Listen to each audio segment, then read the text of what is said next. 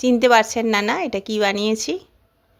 কাঁচকলার পকোড়া, তা আবার স্টাফিং আছে পনিরের। ভীষণ মুখরোচক একটা রেসিপি। জানি না কোথাও দেখেছেন কি না, আমারটা দেখে একবার বানাবেন। পনিরকে আমি 1 চামচ জিরে, 1 চামচ ধনে, একটু গরম মশলা, 4টে কাঁচা লঙ্কা আর একটু নুন চিনি দিয়ে মেখে নেব। বেশ খানিকটা ধনে পাতা আর আদা বাটা দিয়েছি। আজকে নিরামিষ হবে তো, এটা আমিষভাবেও বানানো যায়, পেঁয়াজ রসুন দিয়ে ভালো লাগবে। আর যদি ঘরে পনির না থাকে না, তাহলে ছানা দিয়ে বানাতে পারবেন।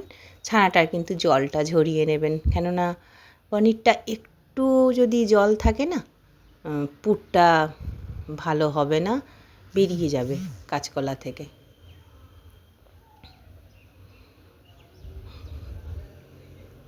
আমি 3টে কাঁচকলা নিয়েছি। কাঁচকলাগুলো একটু মোটা হলে এটা বেশি ভালো হতো, যেরকম পেয়েছি কী আর করা যাবে। 3টে কাঁচকলা নিয়েছি, এরকম হাফ হাফ করে কেটে নেব। আমি কাঁচকলার খোসাগুলো না এরমভাবে ছাড়িয়ে নিই, এটা ছাড়াতে ভীষণ ইজি হয়। আর খোসাগুলো ছাড়িয়ে কিন্তু রেখে দেবো। কাঁচকলার খোসার বাটা আমার ভীষণ প্রিয়। কাঁচকলার কিছু ফেলানি যায় না, কাঁচকলা ভীষণ একটা উপকারী সবজি। সমস্ত কাঁচকলা ছাড়িয়ে নিয়েছি, খোসাটা রেখে দিচ্ছি স্টোর করে। একটু নুন মাখিয়ে নেব কাঁচকলাতে, তারপর একটু তেল লাগবে, ছাঁকা তেলে এটা ভেজে নেব। খুব লো ফ্লেমে ভাজবো, যেন কাঁচকলাটা ভেতরে খুব ভালোভাবে সেদ্ধ হয়ে যায়। কাঁচকলা লাল লাল হয়ে গেছে, সেদ্ধ হয়ে গেছে। খুব বেশি টাইম কিন্তু লাগে না কাঁচকলা ভাজতে। এবার দেখাবো। কাঁচকলাটা তুলে নিচ্ছি, একটু ঠান্ডা হওয়ার টাইম দিতে হবে। যারা প্রথম বানাবেন আমার ভিডিওটা দেখে এই কাঁচকলার পকোড়াটা, একটু পকোড়াটা বানাবার সময় না একটু ধৈর্য লাগবে।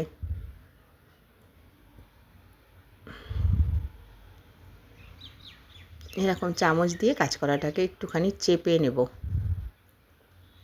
পুরটা আমি ডাইরেক্ট কাঁচকলার ভেতরেই ভরবো। যারা নতুন বানাবেন, যদি মনে হচ্ছে যে কাঁচকলাটা আমি ফোল্ড করতে পারছি না, একটু ধৈর্য ধরে বানাবেন।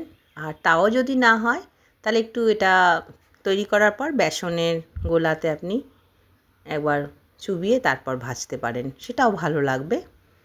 আমি এটা অনেকবার বানিয়েছি তো, তাই আমার অসুবিধা হচ্ছে না, আমি আর বেসন দেব না। কাঁচকলা এমনিতেই যখন আবার এটা সেকেন্ড টাইম ভাজা হবে না, এটা অটোমেটিক্যালি খুব কুরকুরে হয়ে যাবে। আমি ওই কাঁচকলার ভাজার তেলেতেই এইগুলো দিয়ে দিলাম।